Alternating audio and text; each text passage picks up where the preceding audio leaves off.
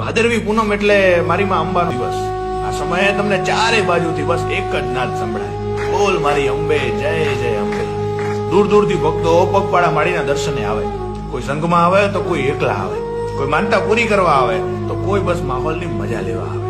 કેટલાય કિલોમીટર કાપ્યા પછી જયારે માળીનો ડુંગરો દેખાય ને ત્યારે ભક્તોના ચહેરા પર રોનક આવી જાય, થાક ઉતરી જાય ને બમણા જોશથી પગ ઉપડવા માંડે. આ દરમિયાન સેવાનો મહિમા પણ એટલો. કેટલાય ભક્તો પગપાળા યાત્રીઓ માટે સેવા કેમ્પ ખોલે, જ્યાં તેમને જમવાનું, ચા પાણી, નાસ્તો અને મનોરંજન માટે લોક ડાયરાની પણ વ્યવસ્થા હોય. ભક્તોનું ઘોડાપુર જયારે ઉમટી પડે, ચારે બાજુ બસ માનવ મહેરામણ દેખાય, ત્યારે વારંવાર એક જ નાદ સંભળાય, બોલ મારી અંબે જય જય અંબે, જય જય અંબે.